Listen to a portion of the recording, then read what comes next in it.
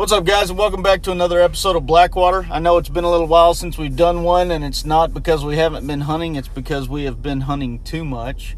And I've got guys running everywhere, and I promise you, as soon as I get Kyle moved down here to where I am around the Waco area, we'll be able to do a video a day and really keep this thing rolling. But as most of you guys know, I'm extremely passionate about learning more about these deer, their behaviors, how they act, why they act that way, where they go, where they're coming from, what sounds scare them, what smells scare them, what smells don't bother them, what sounds don't bother them, and then what feed they like and what feed they don't like. You know, their eating habits are a huge part of how we kill deer here in the state of Texas, and there's some people disagree with that, but it's legal, it works for us, and it's probably the most efficient way to harvest your target animal is by getting him to a food source. So with that being said, my ultimate goal is always, how can I get my clients as close as possible to an animal to provide a clean, ethical kill shot on the animal they want. And the closer you get to that, the easier it is to get that done. And so I have been working diligently on creating a feed formula, and this is not a it's not a gimmick type feed. It's not a whatever those are called, Candy Crush or Sweet Smell or whatever that is. It's not some type of additive that I've put in to try to attract deer. It's actually a feed that you could feed if you were even raising deer, I guess you would say. But it's all natural stuff. It's got minerals in it. It's got protein sources in it, and it's just good all around composition for the animals. And in my opinion, what I've learned over the years is the natural stuff is more interesting to them than adding some type of secret oil or sauce or smell or whatever to it to try to bring them in. So today is my first trial run on putting this stuff out. I'm going to go back over to the same farm that I do a bunch of this stuff on. It's a free range farm. There is no high fences out there. It's all low fence. It's in an area of Texas that is not heavily populated with deer. And so it's a really good place to test this type of stuff. So with this being said, I've made my first batch. It's in the back of the truck. I'm driving it over there right now. We're going to put it out. We've got the Spy Point Link trail cameras set up. And if you guys stick with me, we're going to see what comes in.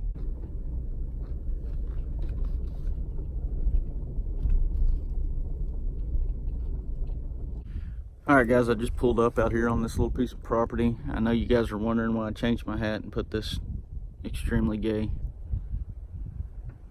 beanie thing with ear covers on.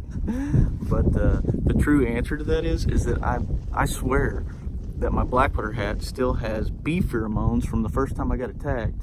And the last time I came out here, I wore that hat, and that's when I got stung in the daggum forehead again and swelled my face up like a little chunky kid. So we're switching to this plan today and see if maybe I won't get stung. But anyways, like I said, I've been running a few tests on this, but I'm going to get the first batch that I think we've got perfected out, and I'm going to take it down there and I'm going to put it out around that Spy Point trail camera. Yeah, I know you guys are wanting me to show you what's in it, but you have to remember that I enjoy the business aspect of things. So if this actually works, I will put it in a pretty little package and sell it to you.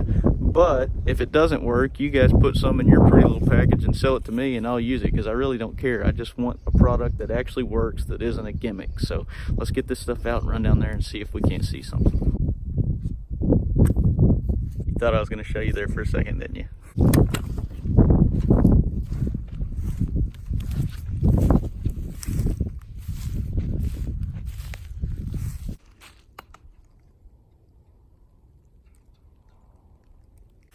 Alright, so I had a batch out a couple weeks ago and they loved it, but in the meantime they smacked my camera around.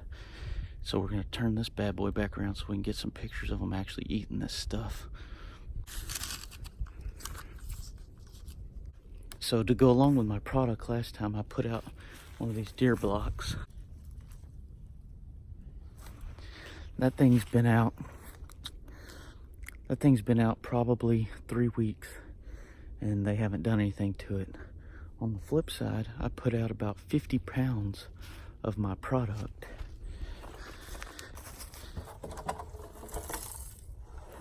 Inside that tub, and my tub was about 10 yards the other direction, and they have poured it out on the ground and just tore it up. So big plus for that.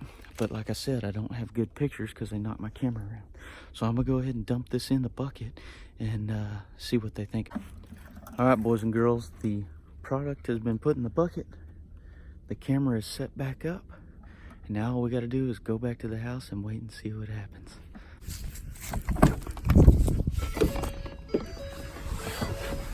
All right, we're back in the truck and on the road back to the house. I had to be kind of quiet in there because I didn't want to make too much noise in the hunting area, but you guys are going to have to help me out with a few things. One, it's got to have a cool name, and I'm not the best at cool names, so you guys come up with a cool name. Whatever name we get picked, I'm going to give 5 free bags of the stuff to whoever's name we decide to use. 2, we got to know what size to sell it at. You know, a lot of your attractants are going to be around 5 pounds. I think most of the bags you see, you got Acorn Rage and the crushed stuff and the sugar beets and all that kind of stuff, and most of them are around 5 pounds, I think. I'm not sure if we should sell this as an attractant or if we should bump it up to around a 20-pound bag and have it to where, you know, guys could actually put it out and get some longevity out of it if the animals like it.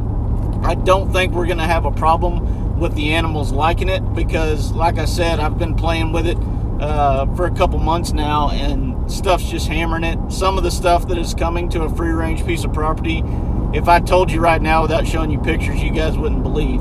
But I'm not going to do that yet until I can actually prove that the stuff works. So you guys help me out.